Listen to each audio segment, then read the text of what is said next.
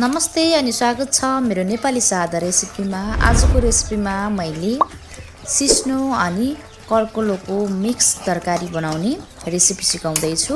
सिस्नोको मात्रै रेसिपी मैले 2-3 चोटि तपाईहरुको सामु शेयर गरिसकेको छु भने मैले सिस्नोलाई मात्रै नभएर केही न केही मिक्स गरेर पनि पकाएर तपाईहरुको सामु शेयर गरेको छु। र आज चाहिँ मैले कर्कलो यानी कि गाभा, हाम्रोतिर चाहिँ गाभा भन्ने गर्छ, गाभा र सिस्नोको मिक्स रेसिपी शेयर गर्दैछु। म सुरु गर्छु।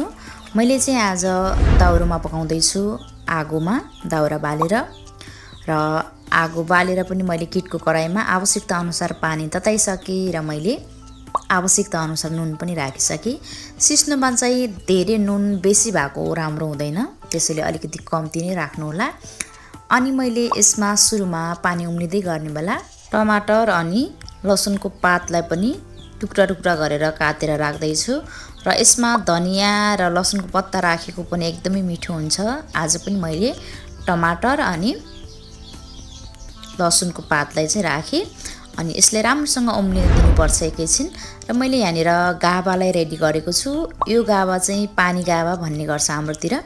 यसलाई चाहिँ बारीमा लगाउनु पर्दैन, यो चाहिँ ओसिलो ठाउँमा पानी निरन्तर बगिरहने ठाउँमा चाहिँ यो आफै हुने गर्छ। 1-2 वटा लगाइसकेपछि धेरै समयसम्म टिक्ने गर्छ। यसलाई चाहिँ हाम्रोतिर कालो गाभा या त पानी गाभा भन्ने गर्छ। मैले आज घरको गाभा घरमै लगाएको पिडालु नभएर मैले यसैलाई मिक्स गर्दैछु। र मैले गाभा अनि सिस्नोलाई राम्रोसँग पानीमा 1-2 चोटि सफा गरिसकेँ। अनि यतिको उम्लिन लागिसकेपछि अब सुरुमा मैले यसलाई राख्छु। गाभा राखिसकेपछि यसको माथिबाट सिस्नो राख्दैछु। र सिस्नो बेसी गाभा कम गराउनु होला। गाभा र सिस्नो बराबर भए पनि केही फरक पर्दैन, तर चाहिँ यसमा सिस्नो बढी छ, गाभा कम छ। तपाईहरु पनि यसै गरी बनाउनु होला। अनि सबै राखिसकेपछि यो चाहिँ मैले मकैको पिठो युज गर्दैछु। तपाईहरुसँग मकैको पिठो छैन भने चामलको पिठो राख्दा पनि राम्रो हुन्छ। म चाहिँ मकैको पिठो नै राख्दैछु। थोरै 1-2 मुठी चाहिँ यसरी यसको माथिबाट राखिदिने। अनि अब यसलाई उम्लिँदै गर्छ, मुनितिर यसरी चाप्दै गर्ने, उम्लिँदै गर्छ, मुनितिर चाप्दै गर्ने, होइन भने नचलाउने हो भयो भने उम्लिएर पानी बाहिर फाल्छ। त्यसैले आगो पनि धेरै बेसी नगराउने, अलिकति कम गराउँदै यसरी मुनि मुनितिर च्याप्दै राम्रोसँग उम्लिन दिनुपर्ने छ।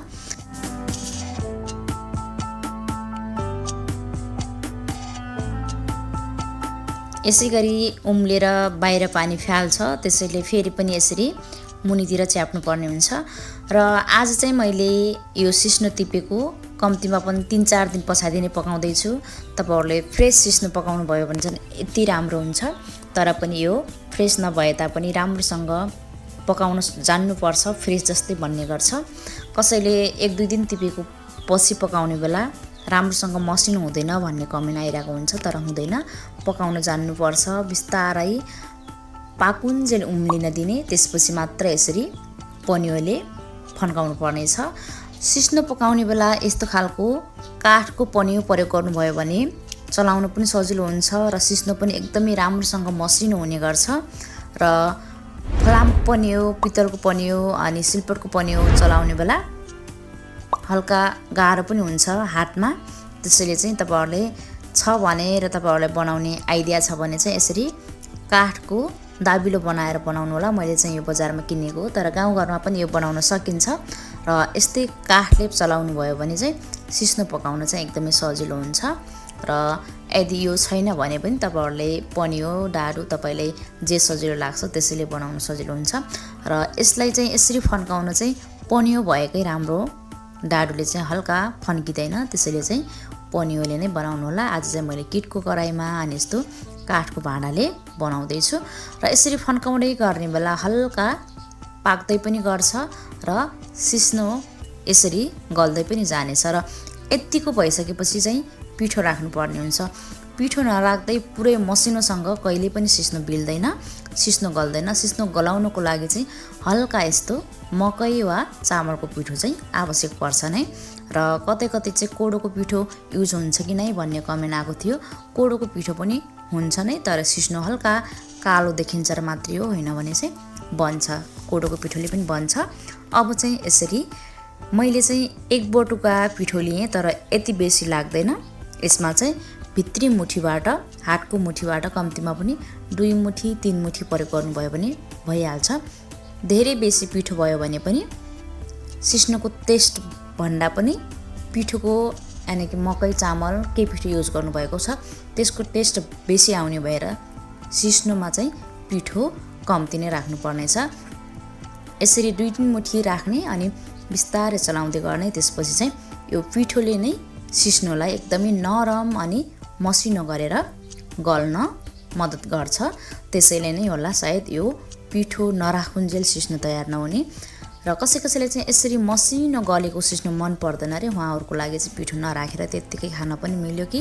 तर यसरी मसिनो गलेको सिस्नो खान मन छ भने तपाईँले 1-2 मुठी चाहिँ पिठो राख्नै पर्छ। अब चाहिँ मैले राखिसकेँ 3 मुठी जति भित्री मुठीबाट। अब यसमा पिठो राख्नु पर्दैन। अब बिस्तारै चलाउँदै जाने। कम्तीमा पनि तपाईँले पिठो राखिसकेपछि 10 देखि 15 मिनेटसम्म चाहिँ बिस्तारै आगो अलिक कम्ती गराएर चलाउँदै जानुपर्नेछ। हेर्न सक्नुहुन्छ मैले बनाउँदै गर्ने बेला यो कम्तीमा पनि धेरै भाग 90% जति यहाँनिर सिस्नो गलिसकेको छ। अब मैले 2-4 मिनेट बनाएँ भने चाहिँ एकदम राम्रोसँग बिल्नेछ, गल्नेछ। र सुरुमा यसरी पकाउँदै गर्नेलाई अलिकति साह्रो भएको मान्नुहुन्छ भने पनि तपाईँले पानी राखेर फेरि मसिनोसँग गलाउन सक्नुहुन्छ। तर यो एकदमै राम्रोसँग गल्दैछ। तर मैले अझै पनि 2-4 मिनेट बनाउँदैछु।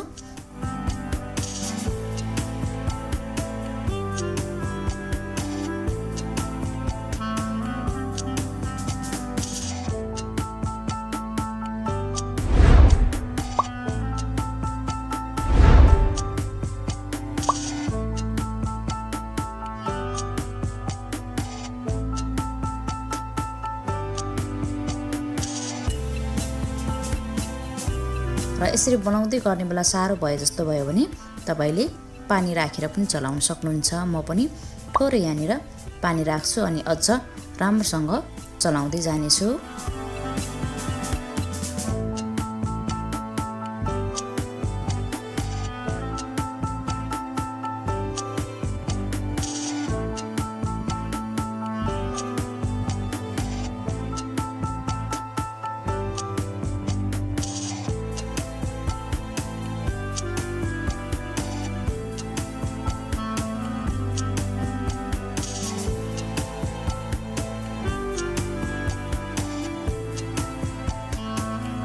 यसरी राम्रोसँग चलाउँदै गर्ने बेला यो चाहिँ पाकिसकेको हुन्छ।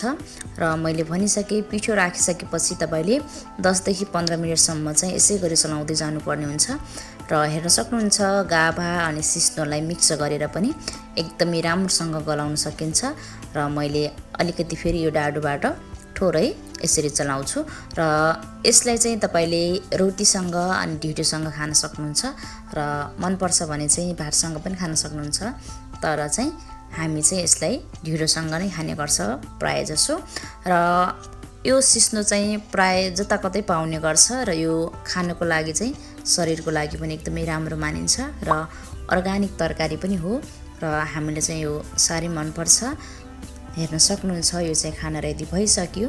तपाईँहरूलाई चाहिँ आजको रेसिपी कस्तो लाग्यो सल्लाह सुझाव दिनुहोला र मन पर्यो भने भिडियो सेयर गर्नुहोला।